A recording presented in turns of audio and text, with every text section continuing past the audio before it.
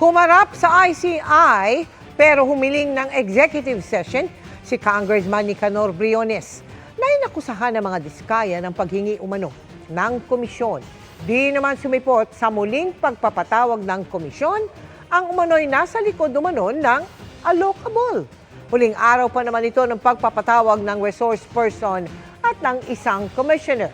Nakatutok si Joseph Moro. I gave the 30-day notice of irrevocable resignation. Walang sasabay na iba. Okay na ako. Kung si dating Public Works Secretary Rogelio Singson tiyak nang walang atrasan sa pagre-resign bilang Commissioner ng Independent Commission for Infrastructure o ICI dahil sa kalusugan, si Commissioner Rosana Fajardo tikom ang bibig kung magbibitiw nga sa pwesto, bagay na binanggit ni Baguio Mayor Benjamin Magalong. Last day na po ni Com Singson today. Si Com Fajardo pa, anong pasabi sa inyo?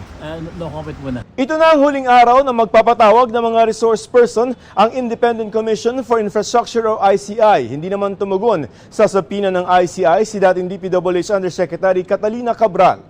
Si Cabral ang umano'y nasa likod ng mga allocable o mga pondong inilaan para sa mga mababatas sa budget ng DPWH. Humarap sa pagdinig si AGA Party List Representative Nicanor Briones na itinuro ng mag-asawang diskaya na humingi umano ng 10 hanggang 25% ng komisyon. Pinagbigyan ng komisyon ang hiling niyang executive session. Why would you have flood control project pag sa party list niyo? Why would you have that? Nasabi naman po niya lahat na siya ay walang kinalaman at wala siyang alam sa lahat ng mga naging aligasyon laban sa kanya. Ito ay lahat-lahat. Party list siya, kailangan talaga niya ng flood control? Wala po siyang flood control projects. As in never? Wala po. Pumayag naman sa live stream ang mga opisyal ng Department of Budget and Management o DBM na tinanong ng ICI kung paano hihigpitan ang pagmumonitor sa budget.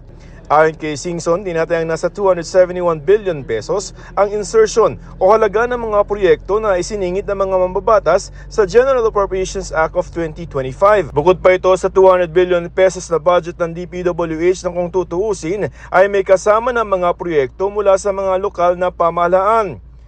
Kaya para kay Singson, bakit hindi na lamang magsumite ng proyekto ang mga lokal na pamahalaan sa National Expenditure Program pa lamang o yung budget na isinusumite ng Pangulo sa Kongreso? Para rin nasasala ito ng mga Regional Development Council, bagay na sinang-ayunan ng DBM. Ang problema, binigyan mo na ng allocation, ginalaw pa yung NEP. Nagdagdag pa. Nagdagdag pa. Sobra-sobra na yun. Kaya tayo nang kaganito. Better limit sa NEP than magdagdag pa sa legis. I guess. Para sa GMA Integrated News, Joseph Morong, Nakatutok 24 Oras.